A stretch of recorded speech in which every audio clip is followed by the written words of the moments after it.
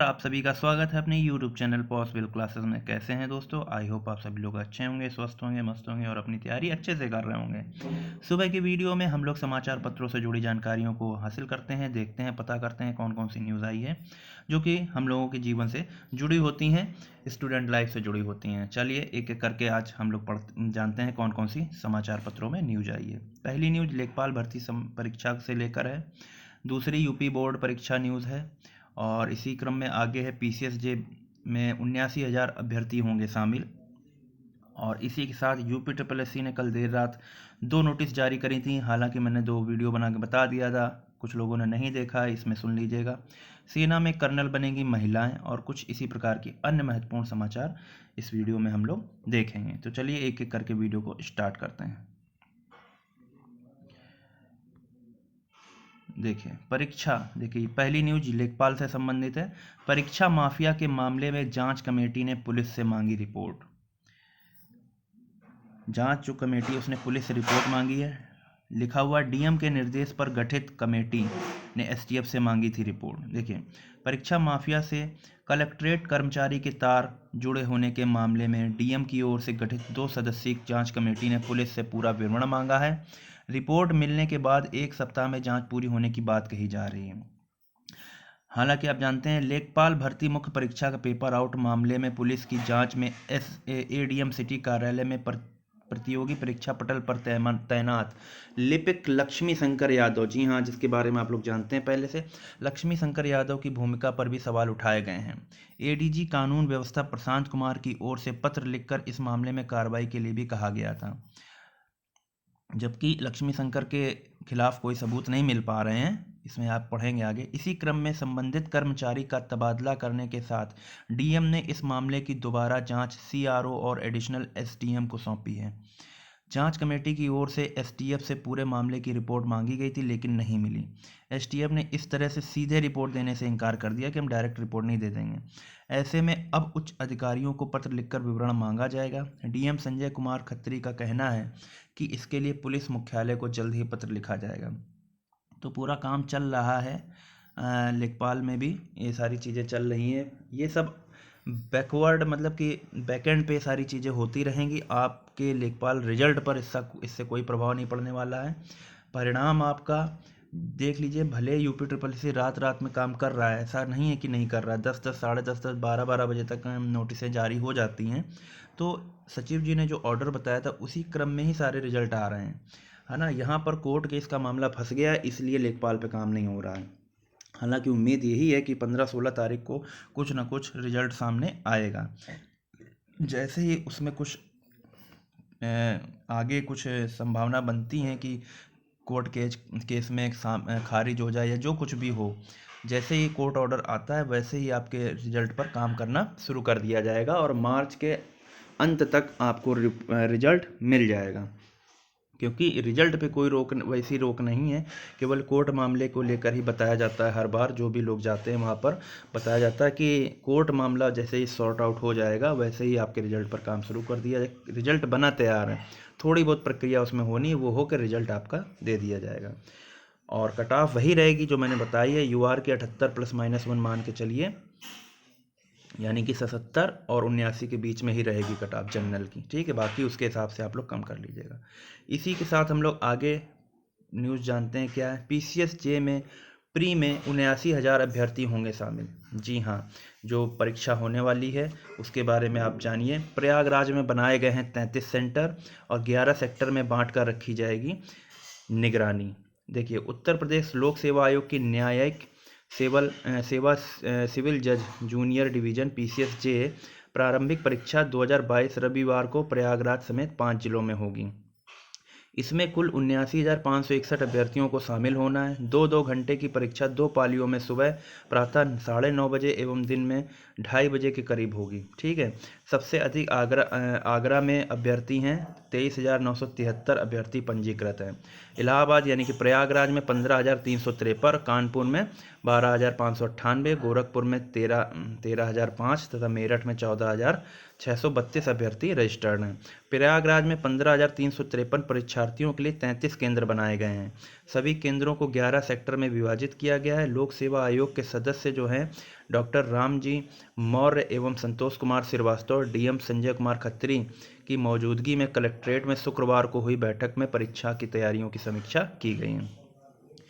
तो ये सारी चीज़ें हैं कि अब देखिए कैमरों की भी सक्रियता की जांच करने के निर्देश दिए गए हैं और उन्होंने सेक्टर के अलावा हर केंद्र पर स्टैटिक मजिस्ट्रेट की तैनाती के निर्देश दे दिए गए हैं और पर्याप्त फोर्स की भी तैनाती रहेगी। तो आप लोग रविवार के लिए जो भी अभ्यर्थी हैं उनको बेस्ट ऑफ लक। आप अपनी परीक्षा अच्छे से दें, अच्छे से सेंटर पर पहुंच जाएं, अपनी तैयारी जो बची कुची है उसको और से रिवाइज कर लीजिए अच्छे से।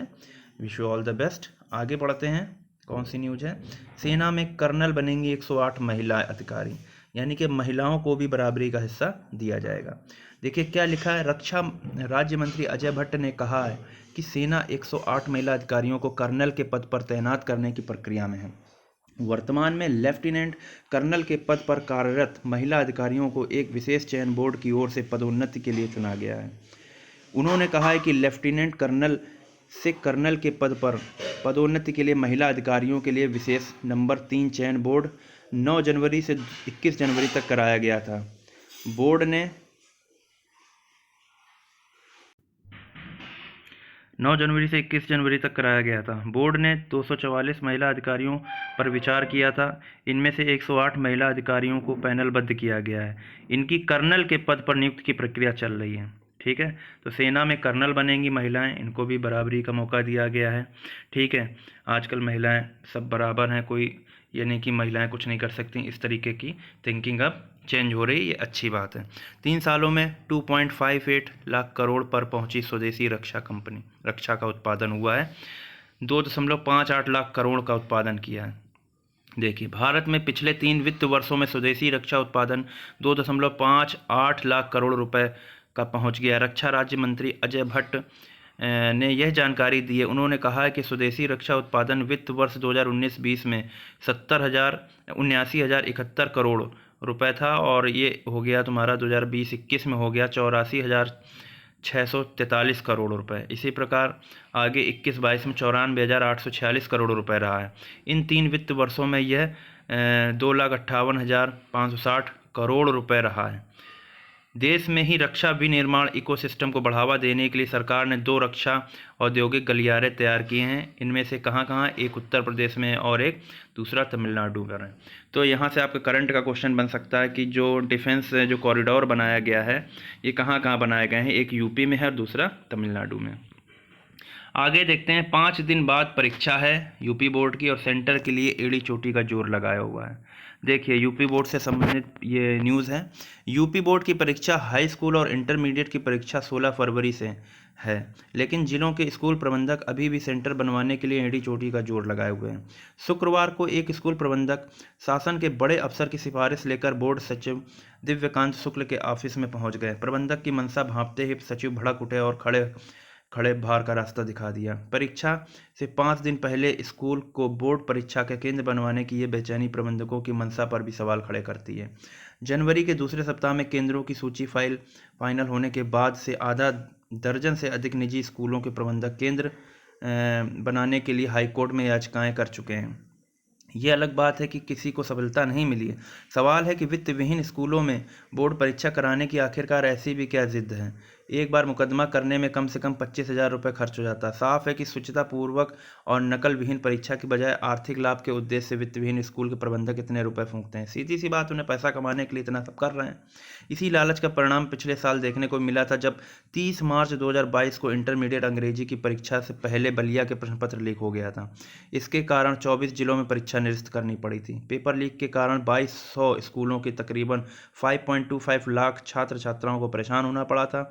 उससे पहले 2019 और 2020 की बोर्ड परीक्षा में भी प्रश्न पत्र आउट हुए थे। तो ये सब खिचड़ी ऐसी करते हैं ये लोग। पेपर आउट कराने के लिए सारी प्लानिंग करी जाती है कि इस तरीके से किया जाए, सेंटर मिल जाए तो इस तरीके से कर लें, सारा पैसा कमाया जाए। तो ये सारी चीज़ें आजकल हो रही हैं, आप लोग देख रहे हैं। आगे पढ़ते हैं हम लोग। पढ़ने लिखने की उम्र में रोजी रोटी की तलाश। हालात ऐसे हैं कि सेवा आयोजन कार्यालय के पोर्टल पर कराया है पंजीकरण। और ये सब बेरोजगारी का आलम है। 17 साल से कम उम्र के 7,518 किशोरों को चाहिए नौकरी। 30 से 39 साल के सर्वाधिक लोग नौकरी की तलाश में। देख लीजिए बेरोजगारी किस कदर बढ़ रही है। बेबसी 50 साल से अधिक उम्र में भी खोज रहे हैं नौकरी। क्या है देखिए माजरा क्या है। कभी युवाओं के सपनों का शहर आज बेरोजगारी के अजीब दौर से गुजर रहा है। पढ़ने लिखने की उम्र में किशोर रोजी रोटी की तलाश कर रहे हैं। जिस उम्र में लड़के लड़कियां इंटर कॉलेज में पढ़ाई करते हैं उसमें नौकरी की तलाश में हजारों किशोरों ने रोजगार कार्यालय के पोर्टल पर नाम लिखवा रखा है। क्षेत्रीय सेवा योजना कार्यालय के पोर्टल पर दिसंबर 2022 तक आयु वर्ग लिंग तथा शैक्षिक स्तर वार 1,63,946 बेरोजगार पंजीकृत हैं। बताइए इसमें वैसे तो सर्वाधिक 30 से 39 साल के अभ्यर्थियों ने पंजीकरण कराया, लेकिन सबसे चौंकाने वाला आंकड़ा यह है कि 17 साल तक की उम्र में बेरोजगारों का भी उम्र है। मतलब देख लीजिए पोर्टल पर 17 साल तक के कुल 7,518 किशोरों ने पंजीकरण कराया है। तो देख लीजिए आप, ये बेरोजगारी का आलम है कि 17 साल की उम्र में लड़के रजिस्ट्रेशन करा रहे हैं जॉब के लिए। अभी से वो जागरूक हो रहे हैं, ये बात तो सही है, लेकिन देखिए इस समय उनका ग्रेजुएशन भी नहीं हो पाता है, बेचारे नौकरी के लिए बड़ा बड़ा मतलब इधर उधर भटक रहे हैं। सरकार को यहाँ पे समझना चाहिए। यूपीट्रिपलएससी जैसे आयोग बना दिए हैं जो 5-5 6-6 साल तक कुछ करते नहीं हैं। लेखपाल भर्ती परीक्षा हुए 8 महीने होने जा रहे हैं, अभी कुछ हुआ ही नहीं है। वीडियो भर्ती परीक्षा के 5 साल हो गए, अभी तक कुछ हुआ ही नहीं है। इस तरीके से काम करेंगे तो क्या होगा, लड़के इधर उधर तो भटकेंगे बेचारे, उनकी क्या गलती है। चलिए आगे एक न्यूज़ देखते हैं। सीबीआई ने प्रयागराज में सेना के सीनियर ऑडिटर को रिश्वत लेके गिरफ्तार किया। देखिए रिश्वत ये ले रहे थे, इस मामले में गिरफ्तार कर दिया गया। सीबीआई लखनऊ के एंटी करप्शन ब्रांच की टीम ने किया ट्रैप, जाल बिछा रखा था।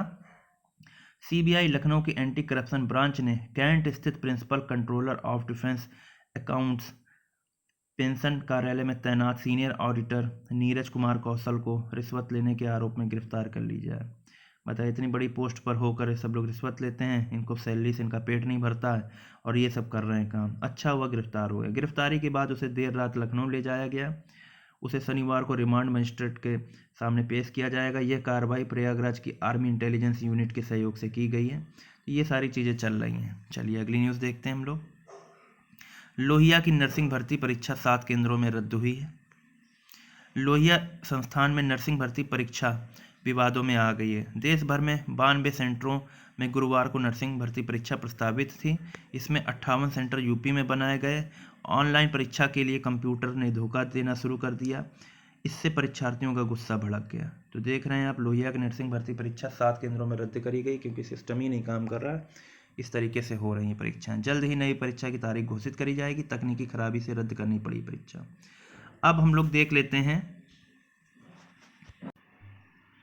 आगे बात करते हैं। यूपीट्रिपलएससी ने कल देर रात 2 नोटिस जारी करी थी, जिसमें से एक फॉरेस्ट गार्ड की है और दूसरी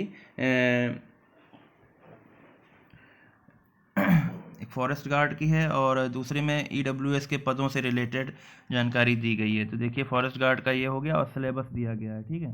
तो आयोग के विज्ञापन संख्या 5/2019 वन रक्षक यानी कि फॉरेस्ट गार्ड एवं वन्य जीव रक्षक प्रतियोगात्मक परीक्षा द्वारा 2019 द्वारा कार्यालय प्रधान मुख्य वन संरक्षक और विभागाध्यक्ष ये सब ऑनलाइन आवेदन लिए गए थे। 655 पदों के लिए पूरे टोटल ये आरक्षण और ये जो जितनी सीटें हैं वो सब दी गई थी। लेकिन इसमें क्या हुआ था कि ईडब्ल्यूएस के कोई पद नहीं थे। ये पहले का विवरण है जो कि यूआर के 370 हैं, SC/ST के 83 और 11 पद हैं और ओबीसी के 132 हैं। टोटल 655 है। तो इसमें क्या था, इसमें ये केवल आप लोग नोटिस पढ़ सकते हैं। इसमें देख लीजिए ये आपको ईडब्ल्यूएस के पद जो हैं 59 और 5 ये जोड़ दिए गए हैं। ये पूरा विवरण दे दिया गया है। तो ये कल नोटिस जारी करी गई थी और इस तरीके से आप वेबसाइट पर जाके इसके बारे में पढ़ सकते हैं। दूसरी जो न्यूज़ है वो भी यूपीट्रिपलएससी की एक नोटिस है, उसके बारे में देख लेते हैं। दूसरी नोटिस जो जारी करी गई वो यूपीट्रिपलएससी जूनियर असिस्टेंट जो 62 पोस्ट के लिए आवेदन करे गए थे उसकी पाठ्यक्रम और लिखित परीक्षा की जो योजना है उसके पाठ्यक्रम से संबंधित है। इसमें दिया गया लिखित परीक्षा एक पाली की होगी जिसमें प्रश्नों की संख्या आपकी 100 होगी, 100 अंक की होगी और 2 घंटे का इसमें पेपर आपका लिया जाएगा। 1/4 की माइनस मार्किंग होगी, है ना, जो कि 25% होता है। तो देख लीजिए क्या क्या है इसमें। हिंदी परिज्ञान और लेखन योग्यता आपके 30 प्रश्न होंगे, 30 अंक के होंगे। और रीजनिंग यानी कि सामान्य बुद्धि परीक्षा आपके 25 प्रश्न होंगे, 25 अंक के होंगे। सामान्य जानकारी जीके जीएस 25 प्रश्न होंगे, 25 अंक के होंगे। अवस्थापना व औद्योगिक विकास संबंधित विषयगत ज्ञान 20 अंक का होगा, 20 प्रश्न होंगे। टोटल आपको 2 घंटे का समय दिया जाएगा, 1/4 की माइनस मार्किंग है। बाकी आप ये नोटिस पूरी PDF डाउनलोड कर लीजिएगा वेबसाइट पर जाके, आपको सारा सिलेबस उसमें दिया गया है। और चलिए आज की न्यूज़ में हम इतना ही है, और इसी तरीके के अपडेट पाने के लिए आप चैनल से जुड़ सकते हैं, पॉसिबल क्लासेस को सब्सक्राइब कर सकते हैं, और वीडियो को लाइक करिए, शेयर करिए। चलिए मिलेंगे नेक्स्ट वीडियो में, तब तक के लिए चंद्र सिंह की तरफ से नमस्कार।